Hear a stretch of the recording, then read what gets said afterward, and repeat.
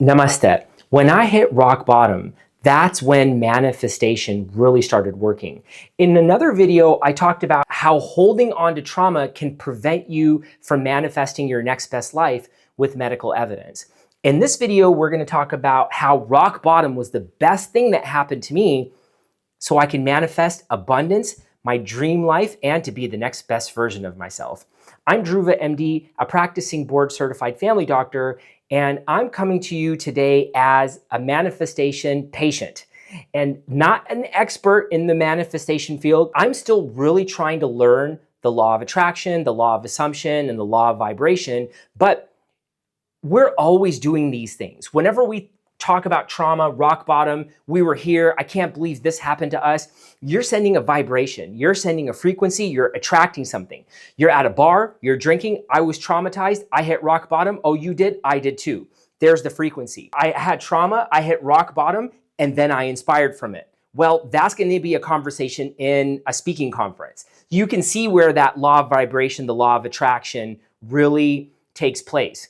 Here, in the previous video, we talked about trauma and how when I was growing up, I was abused, I was in a juvenile detention, I was bullied, I was in medical school, and then my dad wanted me to fail. And then after that, I developed these narcissistic traits, and I had all of this stuff culminate into many different rock bottoms. My rock bottom from 0 to 7 was at 8 years old. My mom is gone.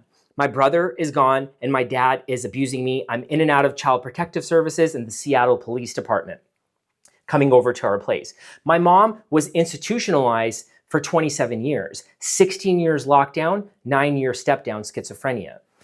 What happens is that after all of this, I don't have role models. I don't have anybody who's guiding me. Then I fall into the gang culture. I was a wannabe Crip one day, and I was a wannabe Blood the next day. Whoever would accept me. What happens here is then the rock bottom from this time, I started drinking, smoking cigarettes, and then I go to jail.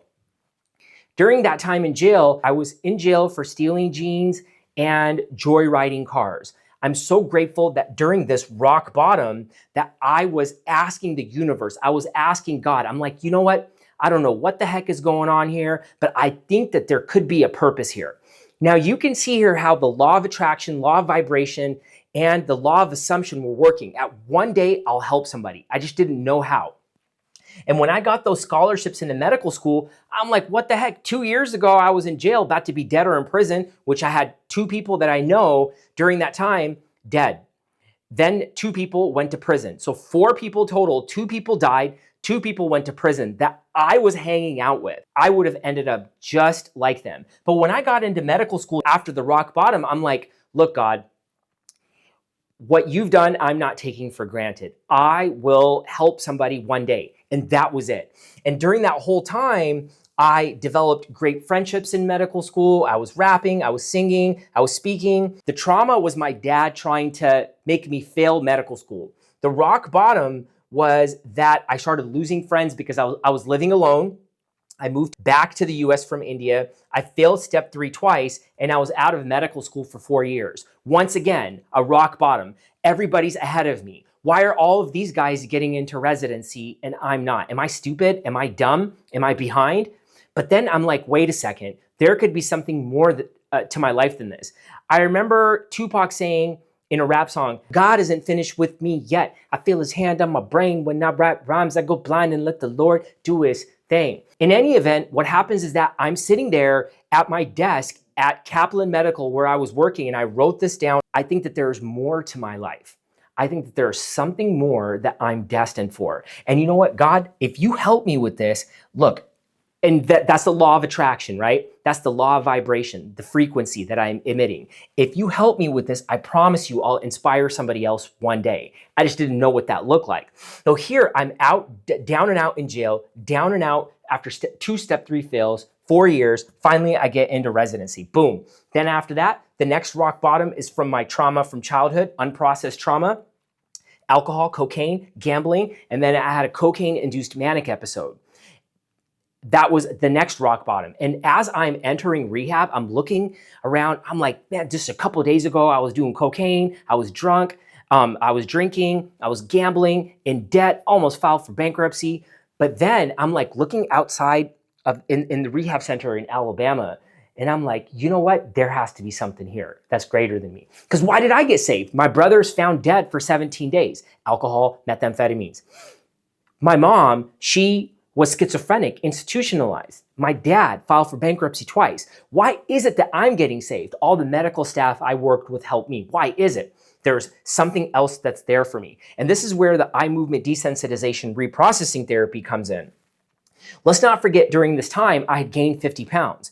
And you can see my before and after pictures. I was 20 pounds underweight when I was doing cocaine.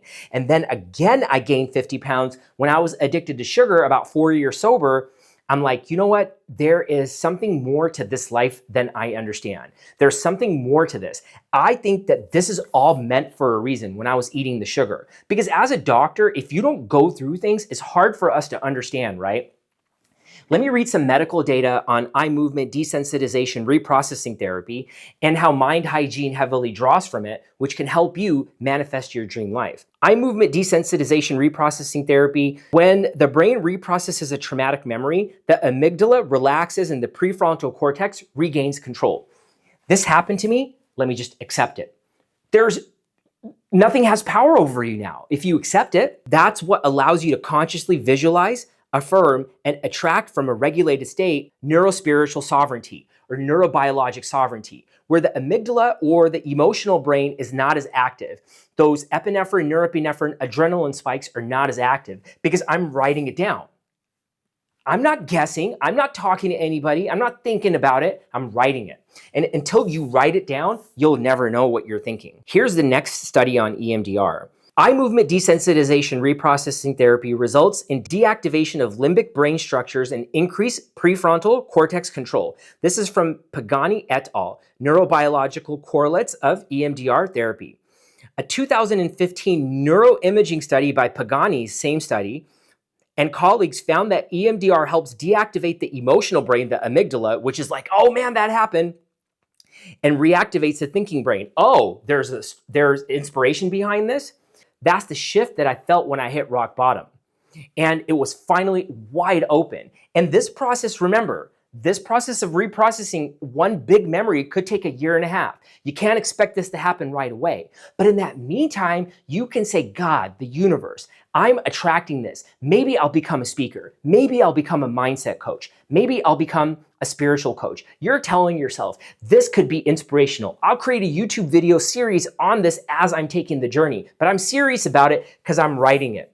And when you do that, you can see the immense healing power of it. And Mind Hygiene, which is supported by medical evidence, could help you. And there will be a free Mind Hygiene guide that you can follow along, which there's a link in the description. Mind Hygiene also has medical evidence to support it, and you can see the study in the description as well. And I'll see you in the next video where we're going to talk about, in this series, about the triumph part and what happened as I manifested all of these things from trauma to rock bottom to triumph.